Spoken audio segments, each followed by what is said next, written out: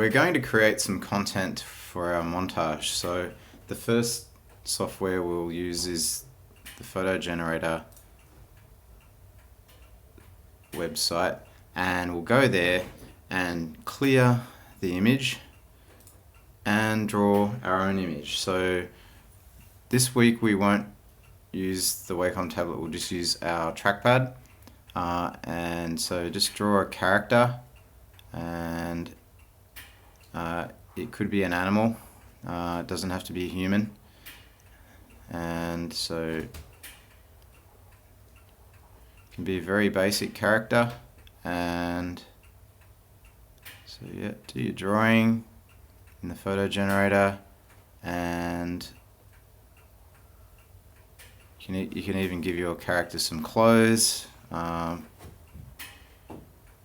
and don't forget you've got the eraser tool here if you make a mistake. So I'll just quickly give my character a shirt, and there's a button there, and I'll make sure I give it a little cute little nose. Right, and hit process. Okay, and the photo generator does what it can to fill in the spaces and recreate what you've done. Unfortunately, it uses human features, so anything like this, it'll assume that there's hair up the top, so there's no way we can avoid that. But what you do is you just save your first image and then maybe clear, and then do a second image, and just get your second image in there.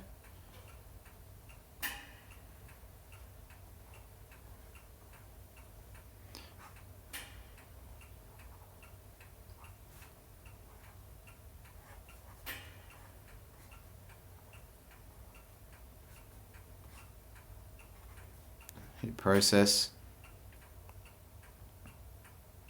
Alright, and then save your second image, and that will download it, and pop that in your download folder. The next thing you're going to do is open these up in Photoshop. So we're going to go to the Spotlight search and type in Photoshop, and in Photoshop we'll, up the top you can't see, I've got File up the top. If you look at the top of the screen, you go File and New, or Command N. So if we go Command N, and we're going to call this Montage 1, and we're going to change this from the custom mode or whatever mode it's in to International Paper, make it A4, and hit OK. So this is an image, this is basically a canvas, and we're going to create our montage in this, and we need to make a new layer for our montage. So you go down to the bottom right and click that Add Layer button, which is right down the bottom there, and click that and make a new layer. Now what we're going to do is we're going to go File, Open, so Command O, File up the top and Open, and go to our downloads, and we're going to select the file, the image that we just made. So I'm pretty sure that just put that into the download folder, and it should be up the top. There it is, the Pix to Pix, it should be most recent. So there's one, and I can shift click the second one and hit open, and it'll open them up in two separate Photoshop documents that are open here, as well as your one that you just created. So what we'd like to do now is we'd like to bring these characters in to our montage, and so we can just use this move tool and drag the image up by selecting it, dragging it up and coming back and dropping it, and you can see it's dropped it into that layer. If I select that object from the other file and drag it up, it created a new layer anyway. I didn't have to create a new layer. So then what we can do is we can start editing in Photoshop. So Command T is a scale tool, shortcut to scale. And if you hit Command T and then grab a corner, hold your cursor over a corner and hit Shift and drag it out, you can make the object a bit bigger. Okay. Now this character, we want it to be big enough to fit the canvas that we're working on, and then hit return, and it gets rid of those transform tools and it takes us back to the move tool. What we want to do is we want to just keep the face and get rid of the rest, get rid of all of this other stuff. So what we're going to do is we're going to use the Smart Selection tool. So it's a quick selection tool. We're going to select it. It might be on the magic wand. If you click and hold down, it'll open up that Smart Selection tool. So just select the head,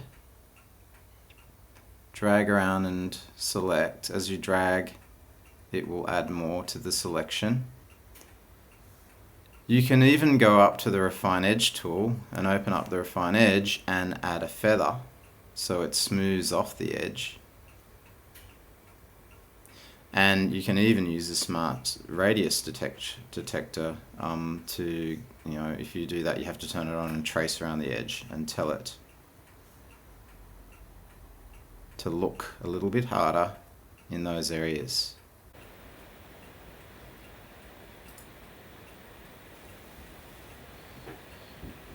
Okay, you hit OK, and then what you can do is just create a mask really quickly by hitting that little flag down the bottom icon here, the bottom right.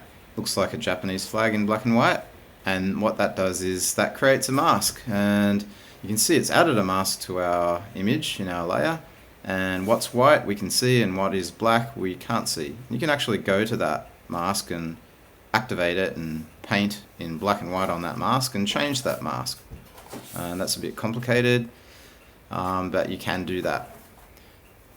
So now we've got our head and our character in that layer, and it should let me move it around.